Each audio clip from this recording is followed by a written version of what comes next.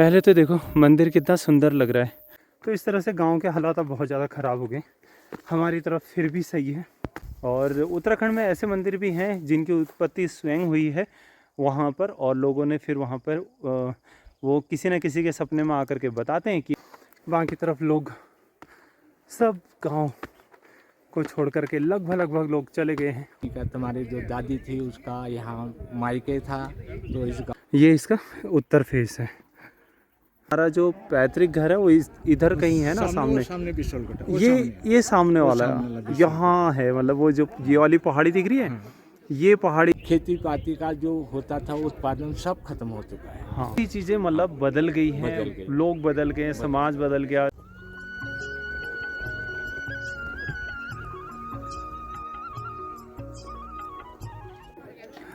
Hello everyone, Ram Ram भाई आप सभी लोगों को। आज मैं ब्लॉग काफ़ी दिनों के बाद शूट कर रहा हूँ, लॉन्ग वीडियोस। तो मैं आज अपने पापा जी के मालाकोट में आया हूँ, यानी कि हमारे बुढ़माकोट। हाँ, हमारे बुढ़माकोट, हमारे आमा का जो मायका है वो यहाँ है। तो हमारे ग्राम घिंगारी में ये हमारे चाचा जी हैं, तो इन्हीं से जानेंगे। क्योंकि मैं आज यहाँ पर पहली बार आया हूँ, तो यहाँ गाँव में आने का पहली बार सौभाग्य मिला है। तो भाई थोड़ा बहुत जानने की कोशिश करते हैं यहाँ पर। ये हमारा मात्र जन्मभूमि है। फिर हम घर से बाहर निकल के चंडीगढ़ में रहते हैं, और ये हमारे माँ बाप बूबू की उनकी जायदाद से हमारी जन्मभूमि है। तो यहाँ पर हमारे बूबू पर 3 भाई थे। फर्स्ट वाले सबसे बड़े वाले बूबू जी का नाम गुमान सिंह था। फिर हमारे जो तीसरे वाले बूबू थे जिनकी तुम पढ़ नाती हो, उनका नाम भगवत सिंह था। हम तो लोग मतलब हमारे बूबू का नाम भगवत सिंह था। तो बोहरा ग्राम घिंगारी। तो इनका मम्मी का, तुम्हारी जो दादी थी उसका यहाँ मायके था। तो इस गांव में से आपके बूबू की शादी विशाल कोटा से घिंगारी से हुई थी।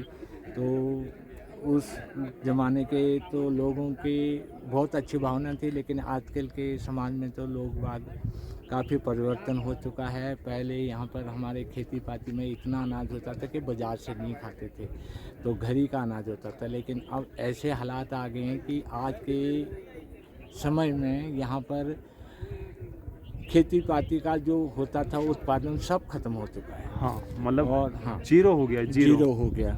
तो इस करके आजकल सारा जो है बाज़ार से, मार्केट से ख़रीद के खा रहे हैं, और प्रदेश में और यहाँ में कोई फ़र्क नहीं रह गया। सही बात है। पैसे से ही खरीद के लाते हैं, खाते हैं। क्योंकि यहाँ पर अब जानवर आ गए, सूअर आ गए, बंदर आ गए, वो आ गए। और जो पहले यहाँ पर बारिश के आधार पर खेती पाती होती थी, लेकिन यहाँ पर टाइम पर बारिश नहीं होती, वो नहीं होती, तो यहाँ पर जो है उत्पादन सब खत्म हो चुका है। काफ़ी चीज़ें मतलब बदल गई हैं, लोग बदल गए, समाज बदल गया। जितना ज़्यादा समाज पढ़ा लिखा हुआ उतना ज़्यादा चेंज हो गया। और जो नई जनरेशन है पढ़ लिख के सब शहर को दौड़ सब शहर और विदेशों को चले गए हैं। और एक प्रॉब्लम ये आ गई, आजकल जो बच्चों की शादियाँ होती हैं, बहुएं काम करने के लिए इनकार कर देते, खेती का काम नहीं करते, सबको शहर जाना है, ये काम नहीं करना। तो पहले के ज़माने में सब लेडीज, और हमारे यहाँ ये है कि यहाँ पर आदमी का एक काम है क्योंकि वो खेत में हल चला के बीज बो देता था, क्योंकि लगभग सारा काम केवल लेडीज को करना पड़ता था। हाँ, ये एक थोड़ा सा ये यहाँ पर डिफिकल्टी थी, लेकिन वो हालात अब सब खत्म हो चुके हैं। राइट। और ये हमारे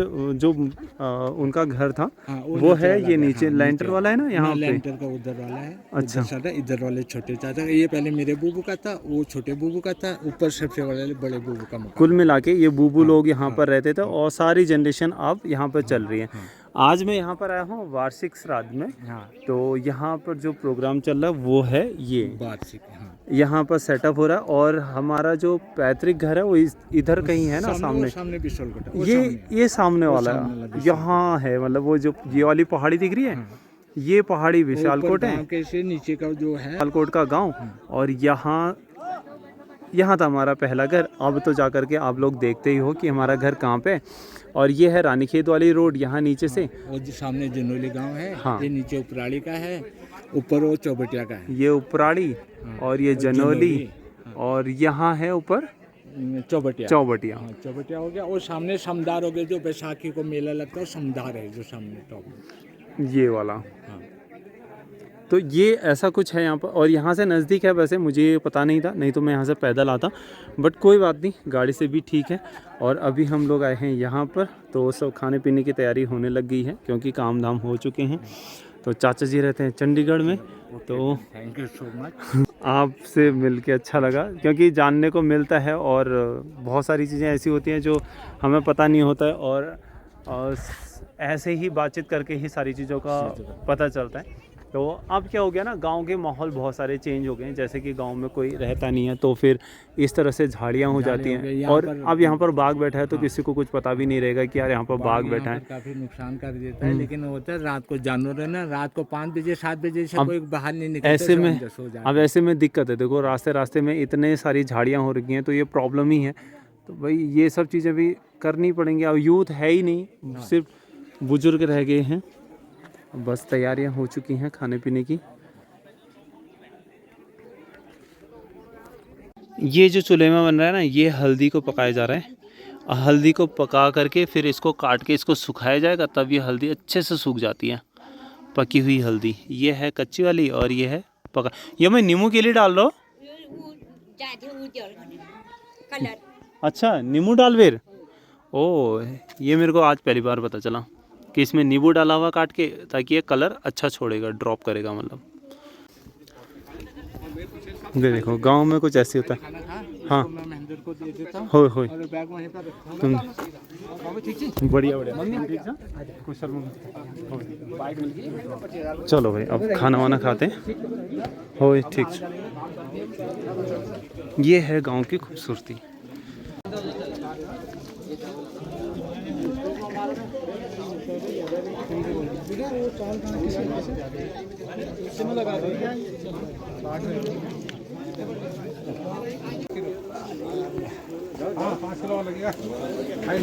अभी मैं खाना खा करके आ चुका हूँ वापस। अब मैं जा रहा हूँ घर की तरफ। तो भाई अब ये ऐसा हो गया ना, रास्ते भी बंद हो गए। किसी टाइम में रास्ते हमेशा चौल रहते थे, अब अगर कुछ अच्छे भी बन गए हैं तो इनमें चलने वाले लोग कम हैं। और घर के आसपास जो इस तरह से झाड़ियाँ हैं, अब कौन करेगा, यूथ तो है ही नहीं ना गांव में। सारी झाड़ियों से भर गया, पूरा जंगल बन गया। अगर यहाँ पर बाघ छिपा भी है तो कौन देख रहा है उसको, कोई भी नहीं। तो इस तरह से गांव के हालात अब बहुत ज़्यादा ख़राब हो गए। हमारी तरफ फिर भी सही है, बाकी तरफ लोग सब गांव को छोड़ करके लगभग लोग चले गए हैं। कुछ लोग हैं, क्या करें। खाना खाने वाला ये देखो, ये रास्ते का पता चल रहा है कुछ है या नहीं है। इतना चौड़ा रास्ता है, कम से कम 2.5 फीट। और ये देख लो हाल।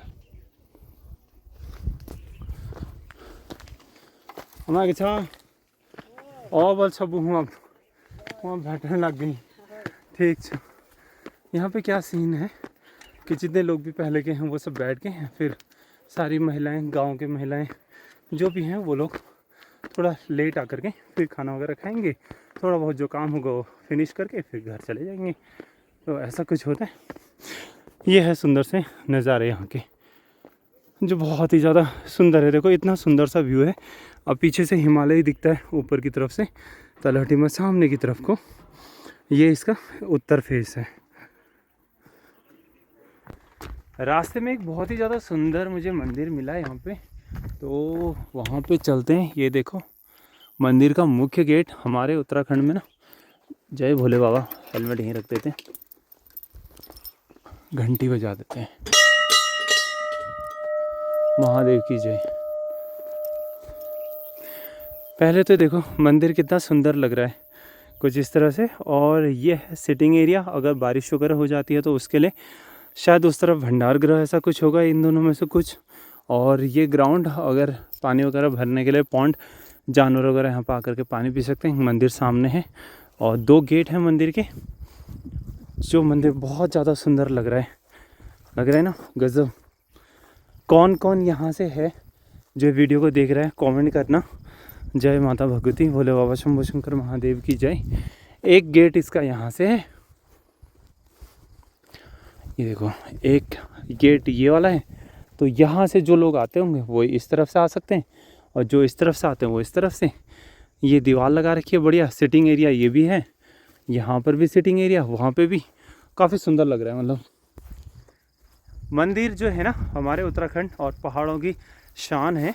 और हर जगह पे मंदिर होने का मतलब कुछ ना कुछ कारण होता है, तब जाकर के वो मंदिर बनता है।